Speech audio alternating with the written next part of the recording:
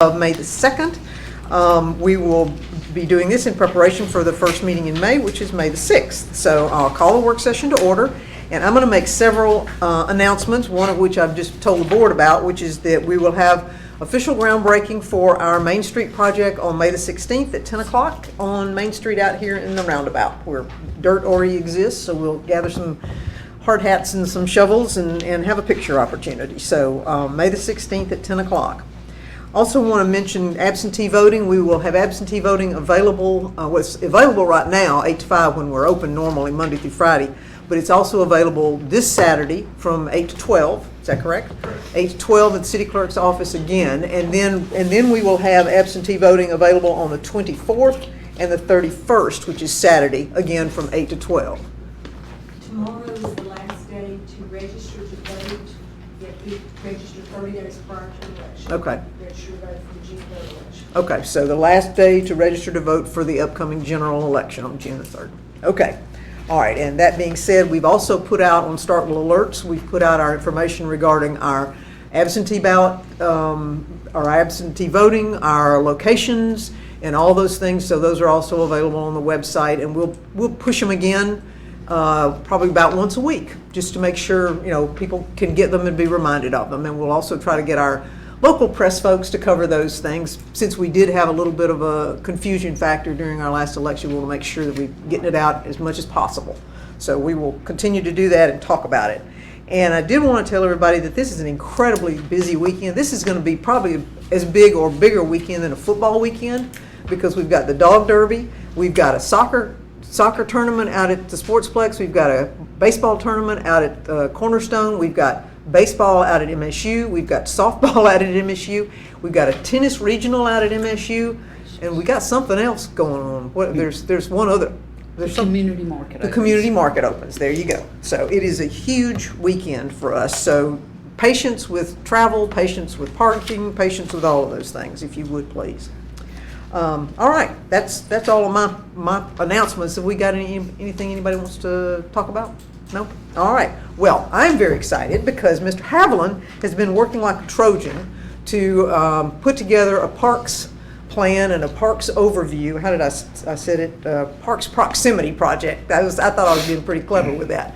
But he has worked really and done a whole lot of stuff that's kind of outside his city planner job description. Yeah. So anyway, I want to give him big kudos for doing this, and I think he's done a marvelous job. So I'm going to let Mr. Haviland have it, so go at it. Yeah, and I appreciate the opportunity to kind of do something that's not normally what I do. So this has nothing to do with regulating anything. This is just more kind of presenting some data.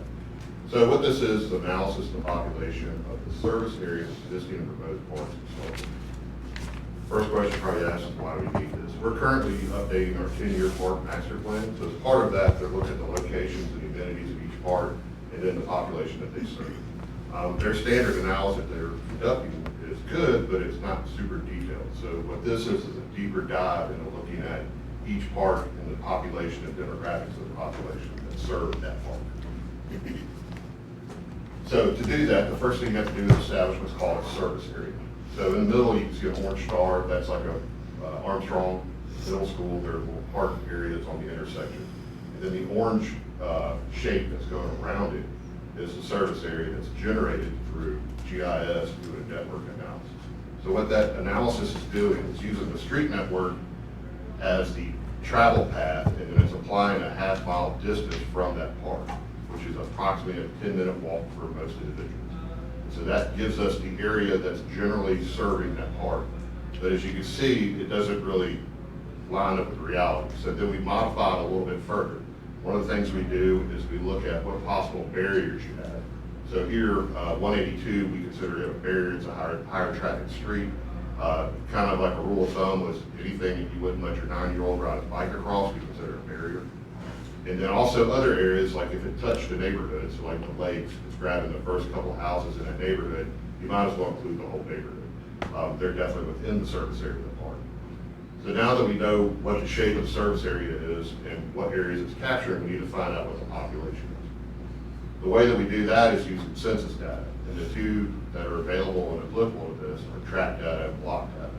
The block data is very drilled in. That's the colorful little blocks, and it's including just houses on a street or a block. The issue with that is it's very accurate with the population, but it's not, it has no other information. It's just how many people are there. And that's because of privacy concerns. The other one that's up here is track, which is the red line showing the large area. Since it's track data, obviously it overruns the size of the service area, but it is also includes what's called the American Community Survey, or ACS. And that is a survey that's done every few years, and it includes income data, education data, home ownership, male, female, like the whole spectrum of demographics. But as you can see, that area is larger than the area of the service area. And it's not a simple matter of how much land mass is in the service area versus the tract area, because it's not an even distribution of housing throughout all of that. So the methodology and the approach we did is we went and got the data for all residential addresses within the county. And the reason we used the county, not the city, is because the census tracts actually leave the city limits. So once we know the number of residential addresses in the census tract and the number of residential addresses in the service area, we can get a percentage. And we can apply that percentage to the ACS data. And there we can get a reasonable kind of idea of what the demographics makeup and distribution is within the service area. And what that generates is a lot of fun spreadsheets that nobody really wants to look at. And so even though That's not true. it's an effective way to show the information. It's not the most appealing way to get the story across. So then we leaned on a product from Esri called ArcGIS Story Maps. And this is already online. There's a link in the planning department's webpage. So with this, it's a simple website, and you just kind of scroll down. First portion of it is an overview, basically what I just explained, the methodology and how we came across this. Next, we look at the existing parts and some of the data associated with them. So on this map, you have the ability to kind of zoom in and out to each part. If you scroll with your mouse, you can just go straight down the list of each part. Isn't that cool? I just love Or that. you can actually click on the number and jump to a part. And so once you get to this information on the side, you can click on this, it'll blow up, it'll show you what the actual park area is in a darker green, and the lighter green is the service area. So the first paragraph under that is kind of giving you some basic information, how big the park is in acres, how many square miles it's covering, what neighborhoods it's picking up. And then below that is sort of a breakdown of just the age distribution within there. So you can kind of get an idea of what that park might be. Picture park's a pretty good one. It is actually very even. And so you can see what the distribution is. So if you know that there's a higher percentage of kids under 17 or 18 to 34-year-olds, you kind of know how to tailor the equipment, tailor the amenities to that group. So now that I'm not going to go through each park, but now that we have the service areas for each one of the parks and some information about them, then we applied that to the whole city to see where we stand. So that's about 11,961 people are within the service area of an existing park. Then we back up just a little. We excluded Cornerstone, Sportsplex, and the tennis facility. Cornerstone's a regional park. It's not something that's served by people walking to it. Sportsplex, people do walk to it, but it's overlapped by the key park. So there's no point including the data, it was just doubling it up. And then the tennis facility is more of a community thing. People are driving to it. It's not just people walking to play there. So accounting for these numbers, 11,961, the 2023 census estimated population of 25,444. That gives us a coverage of 47.01%. The national average is 39.2%. So we're How about already doing that? better than the national average. And I don't think that's what you expected when we went into this, did you? Not at all. Yeah. And the national average kind of skewed because the larger cities obviously have much better numbers because they have much better infrastructure, but this is picking up everything. Yeah. So we need to look at what the gaps in the coverage are. And this is a simple looking map that actually has a ton of information. So the green areas are the existing parks that we just talked about. The red areas are school collaboration parks, which we already have an agreement with the schools. It's maybe just kind of answer upon that. And then the blue areas are possible future parks. And if you zoom in on this data, it'll pop up little white spots of the actual addresses we're picking up. But if you click on the service area, it'll pull up more of the ACS data than just age. So it gives you a little bit more information about each one. And if you happen to click on where they overlap, like here, you'll see this come up like 1 of 2 or 1 of 3, and then you can toggle it to see the information. So Daniel, your 47% number, the data that you used to come up with the 47%, does it include those cooperative parks with the schools? I'm guessing no. I'm getting there. That's Okay. just the existing city parks. Okay, all right, perfect. So, next thing is the school parks, trying to look at those, because we have some school parks, some of them are very robust, some of them are pretty basic. But trying to determine what they need, you need data like this to make that next step. So there's 3 school parks that were looked at. It's Overstreet, Suddas, and then Armstrong. The one at Overstreet is particularly interesting. It's actually a really large area. It's got very good playground equipment. It's 2.38 acres. It serves a population of 1,772, which is pretty significant. But the thing that stands out the most about it, even though it has really good playground equipment, the population in that area is 60.72% 18 to 34. So that tells you probably need stuff like a walking trail, exercise facilities, maybe a covered Pavilion. or something of that nature. And the playground equipment is really designed for the age group of kids that's there, because the other thing it tells you about a high population of 18 to 34 is they're about to have a high population of under 5. So you go ahead and start planning for like smaller playground equipment for that area. And then Armstrong, which there is some equipment there. It's mainly kind of the teenage hangout kind of equipment, but it has the same kind of demographic breakdown, not so severe as Overstreet, but it's in a perfect location right there in a corner. You have trees, you already have fence there, you have parking there, you have some equipment, you have a lot of available area, and it picks up areas that were previously not served. And then the last one that we looked at is Suddas, and Suddas is already a great little area. It's got just about everything you possibly need there. There's a walking track, there's all of that. So it's just missing amenities like a pavilion, possibly a restroom to kind of complete it. So if we take all the school parks and adjust it for any overlap with the existing parks, they actually pick up another 1,828 people, which brings us to 54.19%. That's pretty fine, y'all, when you think about It it. really is.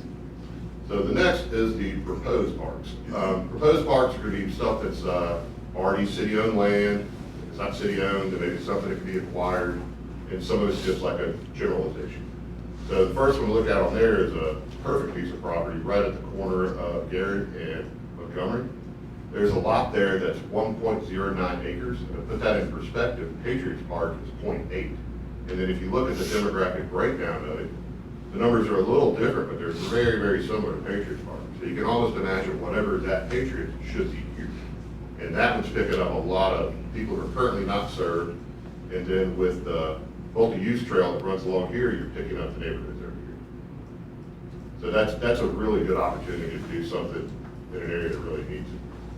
Another one, which is kind of odd, the most underserved area is actually South Montgomery. There's just really no parks anywhere down there. In the back of Greenbrier, there may be an opportunity to pick up some property that have a park there. If that one's added, it will pick up the entire Greenbrier subdivision, which is about 980 people.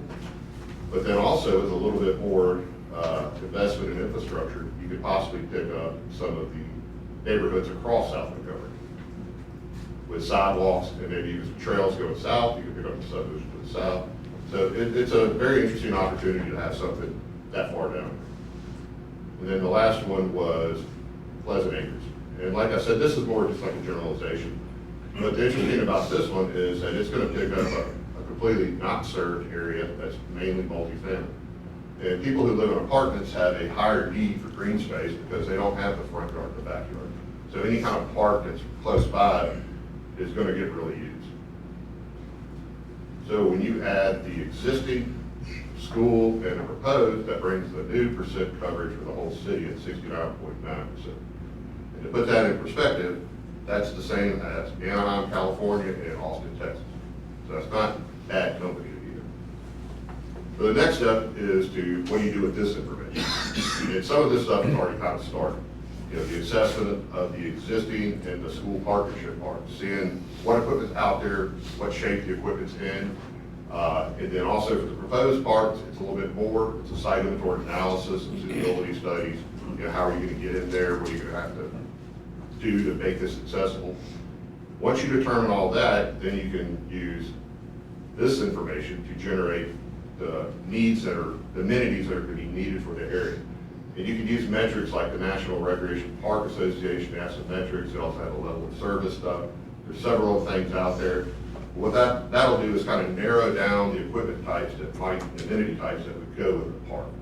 So then you can use that as a targeted survey with the people in that area to get feedback on what they want. Without doing this, you would present information like you want a basketball court or ice hockey rink. We know that wouldn't fit there and it doesn't need to be there. So that we can kind of narrow down that list to get more useful input.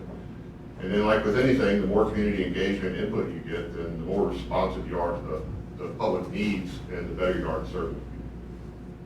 Nice. So, are there any questions? I love that. Any questions? I think it's a great fit with that 10-year plan. that we're Yeah, looking at. absolutely. Perfect timing, information. and Daniel's really been working hard on it, so I'm really excited about it. And I'm also excited about our current status, because I had thought we would probably be much less of the service than we, 37%, whatever it is, 37.4, something? Yeah, I just think that's great. And then the same methodology approach that we use for this, we use for other things too. Like Yeah. this could help us determine what sidewalks need to be fixed first.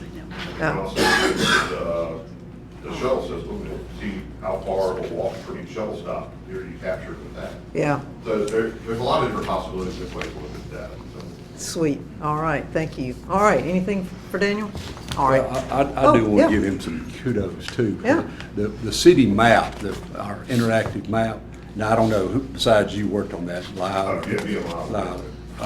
If you guys hadn't had an opportunity, of course, on my real estate side, I have an opportunity to use that quite often, but they have done a fantastic job on presenting all that data. I mean, he's got on there now, he's got subdivision plats on there and stuff.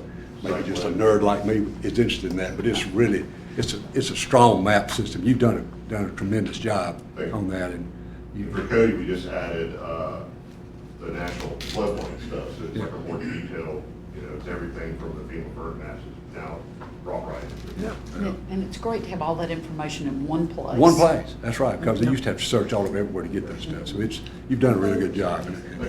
Oh, voters, can you, Yes, if you click on it, Daniel and Lyle's map is extremely accurate. It's always been accurate on the since redistricting.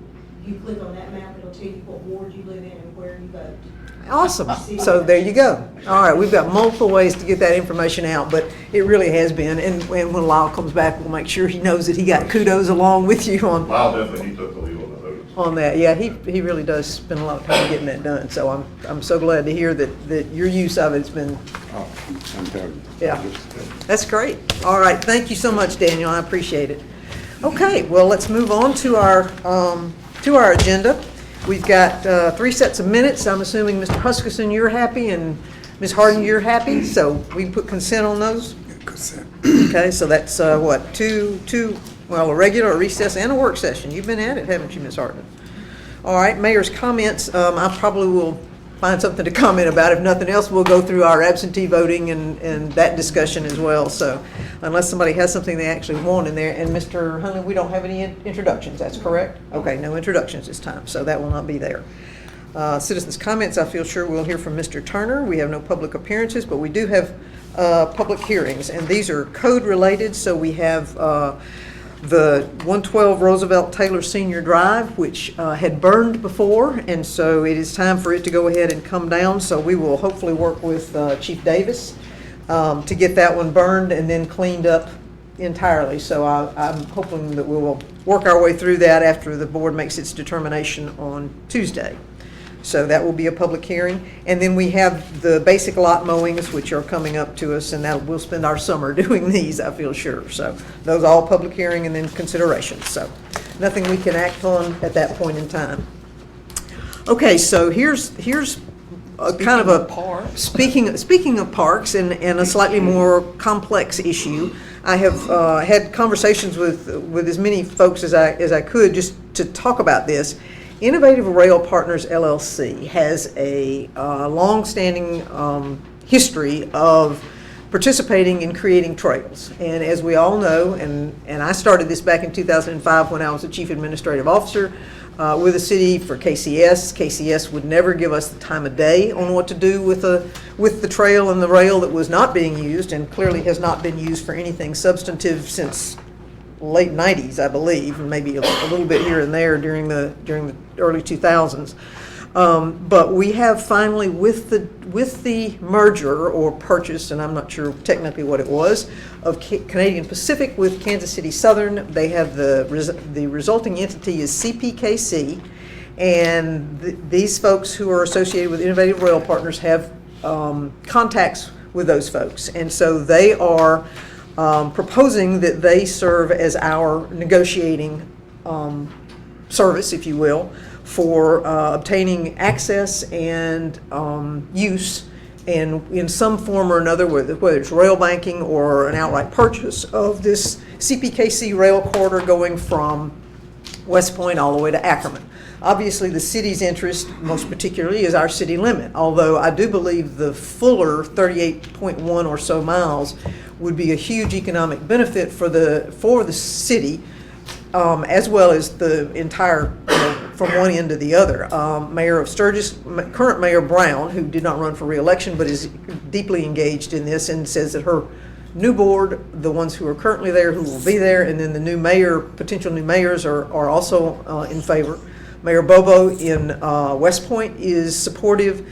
I have talked to our supervisors and they remain supportive. So I think we have a good collection of folks that, with the vision of creating an overarching district ultimately, which is like the Tanglefoot Trail, that Three Rivers PDD oversees, that we could recreate that here and have that same arrangement.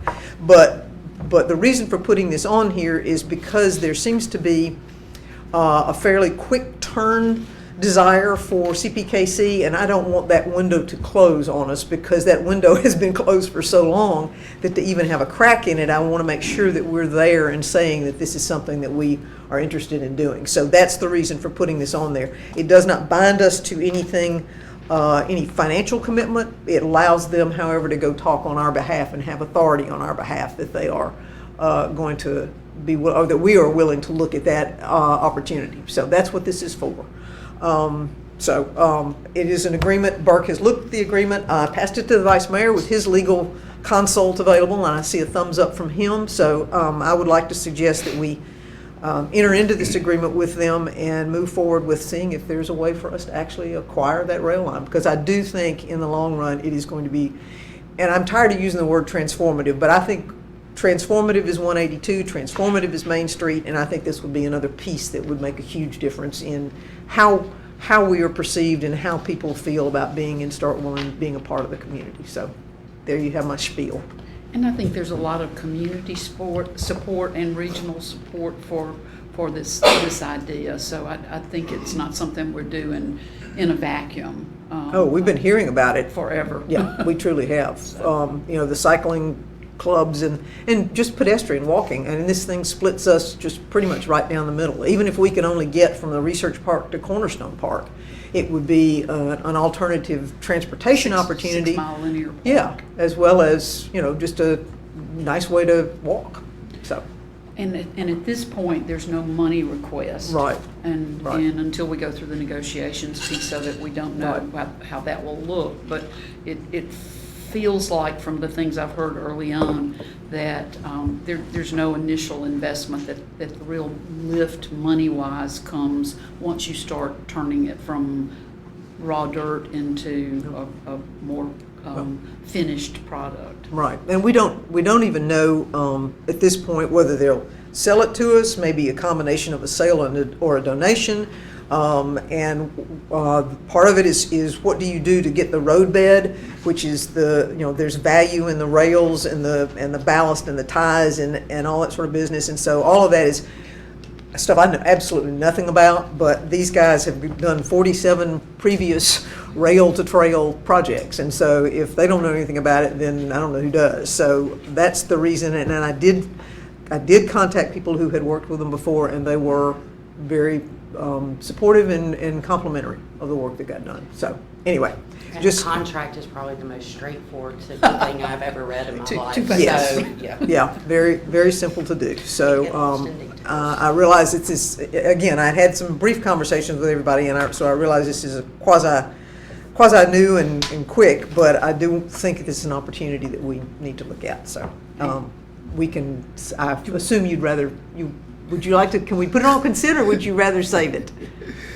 You can put it on consent. All right, well, let's put it on consent and hope that, Have them go along with it. well, I feel sure that there will be, I don't know of anybody who hasn't been supportive when I've had those conversations off and on over the last number of years, so. All right, we'll do it.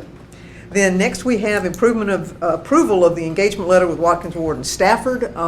Ms. Harden, I have not looked at it, I confess, I have not had a chance to look at it, but you have said it's identical to the last one? It is. Okay. There's I believe, $2,000 increase. I was thinking one, but one or two. Okay, should I up the percentage of the return to us if they don't do it on a timely basis? 10%, so.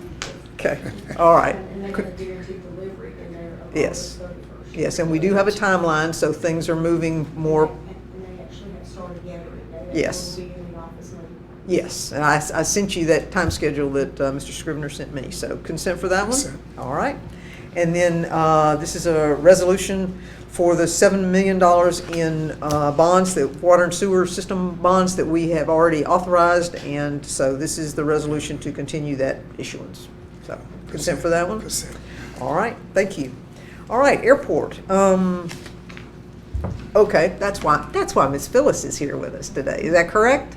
All right, and. One of the reasons. Oh, all right. Mr. Lincoln, anything you want to add about this? Okay, this is for the new hangar, and this is the medevac, well, technically is it medevac or technically just medical hangar? Yeah, okay. So consent for that? Yes, ma'am. May I, and Rodney, just if you don't mind confirming this, what I understand is that this is, has no match associated with it. It's 100% On the ACR part? on the ARC part. It will have some match. ARC is not 100% Okay. funding, but it's being picked up by some other grants. Yeah, the match Okay. is coming from another Okay. entity. Okay. So, No match to the city, county, and university. okay. At this point, we don't have, this resolution will give the airport authority the authority to start Apply, the procurement okay. process. Okay. For an engineer, so we don't have an official engineer of record or architect for the project. So once we get a more Gotcha. stable preliminary cost estimate, we'll have a more stable. Okay. Okay. Thank All you. right, thank you. So consent for that one? Okay.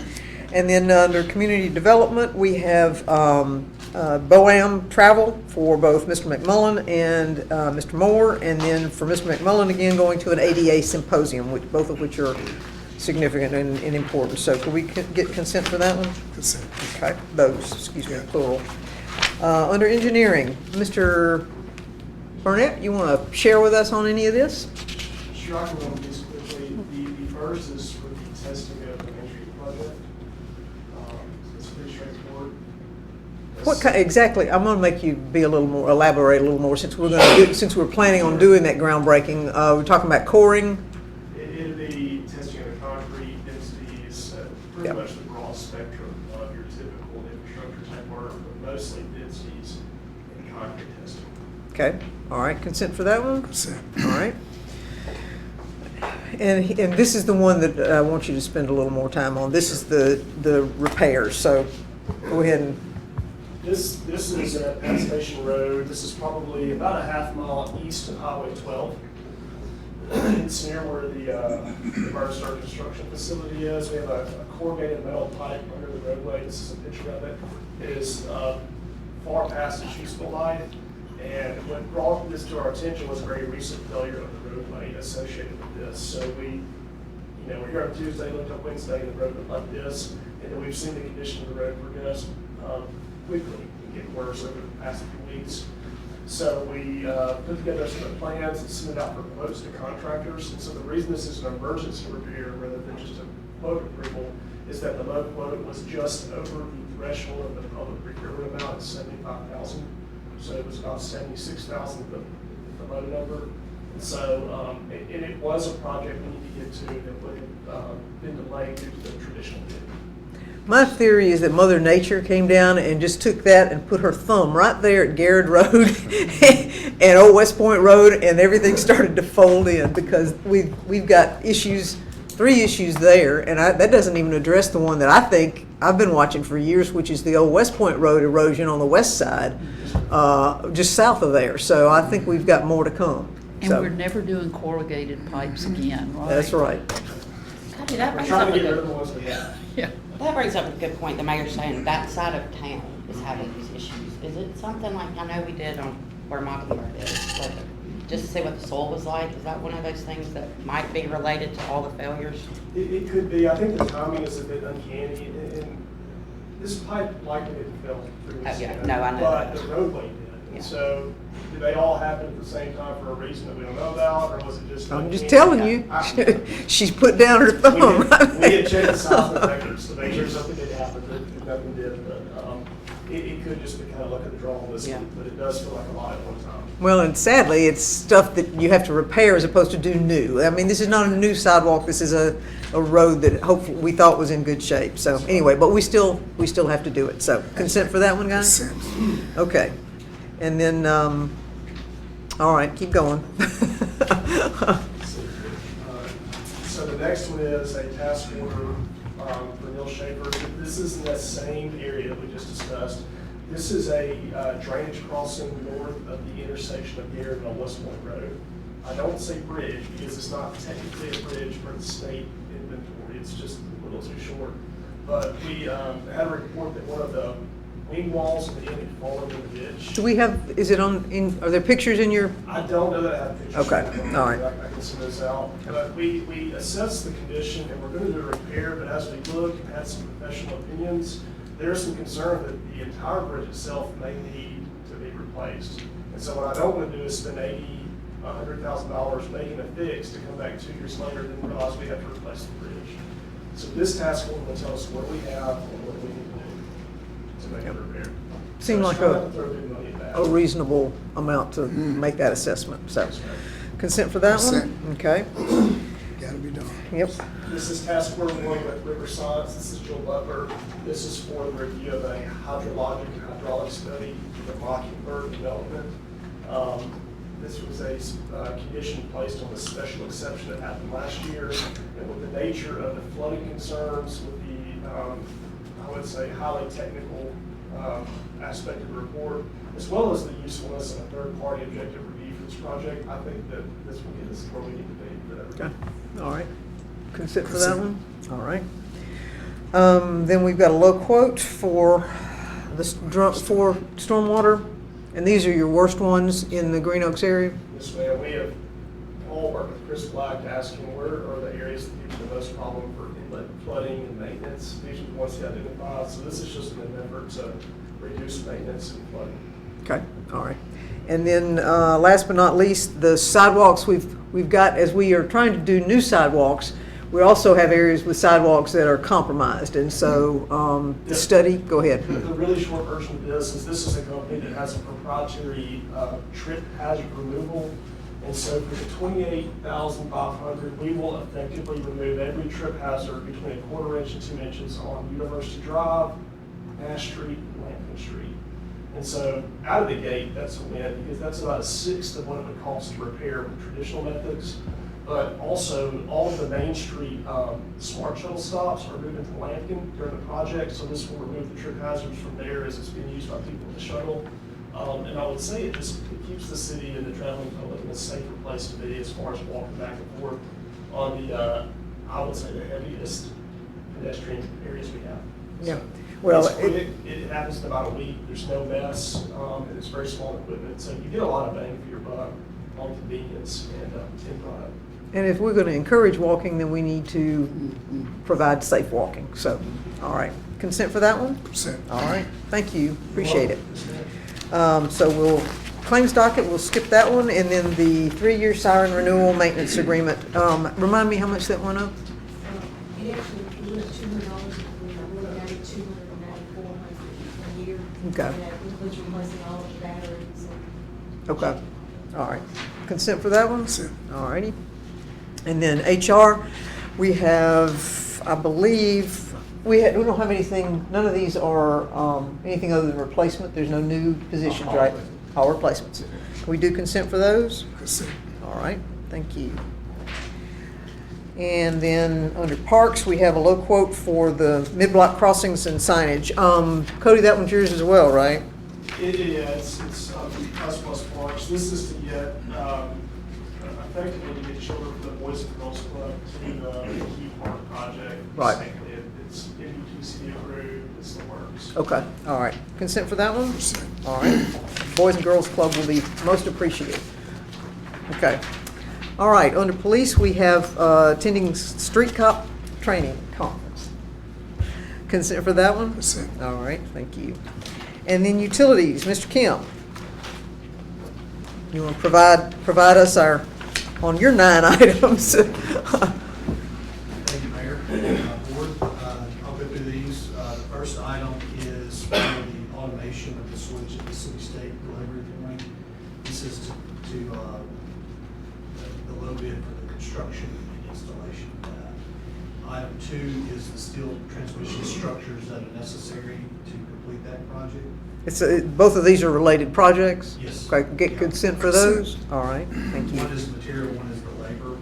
And then items 3 and 4 are related to the transmission relocation project at the request of Mississippi State to construct some improvements on the west side of Highway 12. We are opening bids today for item 3, so we'll have that agenda updated based on the recommendation from Jeff Atwell after he reviews the bids. Is 4 contingent on 3? Could we do consent for 4 and let 3 ride since we don't have something to fill in the blank? Can we, okay. 4 is the materials associated with that project, the steel transmission structures and purposes that are needed for that. Okay, can we do consent for that? I want to ask, Okay. on the first one, you've got to be reimbursed by Mississippi State, or on 2, 3, and 4, there's no reimbursement. Are they reimbursing just for the first and not materials too? Item 1 and 2 is paid for out of the utilities capital improvement funding. Item 3 and 4 is 100% reimbursable by Mississippi State. Okay. Actually by the foundation. Okay. It is not. Okay. Consent. I'm sorry, yeah. I'm sorry, I just well, wanted to yeah, know. because Thank you for clarifying three, Three and three four is, reverse. well, 4 we'll put on consent and 3 we'll hold until we get a name to go with it. There may, who knows, there may be something come out of that We one, need, so. we actually are going to get foundation approval prior to bring, Okay. make sure they sign off on it as well. Okay, all right. So that's one thing we'll be looking at. And then item 5 is to do the design for the upgrade for the Josie Creek lift station, Okay. just to have that ready to go. And that, just for FYI, that services North Star and the surrounding area. Northern, kind of western part of the community, including Rolling Hills. Okay, consent for that one? Consent. Okay, Item 6 is pre-purchase of the materials needed for the Headworks project. This is a grit chamber and a screen, 2 different pieces of equipment, and the respective low bids for each of those. These are material only to have them on site when we're ready to start the construction. and the Headworks is part of that, our accelerated effort to allow our expansion and our sustaining what we currently have, right? We Okay. did move ahead, that project ahead from a timeline standpoint. We're hoping to open bids for the full project construction in October of this year. Okay. With completion by early to mid 2027. Okay. With the goal to be able to have that expansion capability in 2027, mid to late. Middle part of 2027 is our Okay. target right now. So this will allow us to kind of keep that accelerated schedule. We went ahead and specify the type of equipment that we wanted based on the design. That the consultants are going to continue through the design, have this ordered, and then we'll be ready to install. Okay, at the end of this, I'm gonna do my little anecdote that we got from this pump thing. So, okay, go ahead. Consent for that one? Consent. Okay. Item 7 is something that's on our capital improvement plan as well. We've had a hard time getting inspection quotes, but this is to inspect Curry Street well. If y'all remember, that well is our oldest well, underperforming, so we're hoping that this inspection will identify ways that we can get more production out of it. Okay. Consent for that one? Consent. All right. Then our ever-present source of supply bids. We do it every week. We don't did, I'm telling you, it feels like we do it every week. So consent for source of supply? It's This consent. is for the advertisement. Yeah. And then, 9 is in conjunction with Phyllis on the Henderson and Sand Road CDBG application. yes, and we held our, it wasn't well, it was a public meeting, but it wasn't a public hearing. Yeah, it was a community meeting last night down Louisville Street, so. Application is due the 15th. Yes, so we need to go ahead and do that. So consent for that one? Consent. All right, so I'm gonna give y'all my little anecdote. So I was in a Zoom meeting with ARC folks, PDD, utilities, et cetera, and one of the things that we discovered is that we were trying to do a pump rebuild. Stop me if I'm wrong. A pump rebuild, and out of that, there was a piece of a filter, a switch or something, I don't care what it is, that was not American made, not American made. And so from that, our meeting basically said to us that you have two choices. You can either wait like 12 to 18 months to even determine whether or not you can source this from outside America, or you can go in, re-engineer the project, and get the pump, whole new pump that is entirely made in America. And so I say that to say that this is a very real anecdote for the things that we are experiencing and everybody else is experiencing to try to get projects done. And so I found it very distressing, and I thought I would share that because I think that's something that people ought to understand. So I say that to kind of give you the flavor that we are feeling it too, very individually feeling it too. What was the price of the piece compared to the total project? Who knows? It's, Pennies on the dollar. yeah, and this is the influent lift station project that is ARC funded. So it's the BABA, the BABA Compliance Buy and Build America requirement, and that all the components have to be BABA compliant. But there's one component that's not. So we are working on a strategy of pulling either that piece out or doing, like the mayor said, a full pump replacement instead of just that component. And re-engineering the project, basically, is what they said. But I find it fascinating, and you know, they do have a process by which you can ask for that exception or that exclusion, but it's slow, and that's not where we are, and that costs us time, and which also costs us money. So you are really left with only one avenue to pursue. So anyway, I thought that was worth sharing because I think it's significant in how we are being impacted, as well as the ones we hear on national news. The unintended Yeah, consequences. absolutely. So, all right. Thank you, everyone. We will, unless there's something else, all right, we will adjourn, and there's birthday cake. Did you? Yeah, I did. Happy birthday. Yes, there is.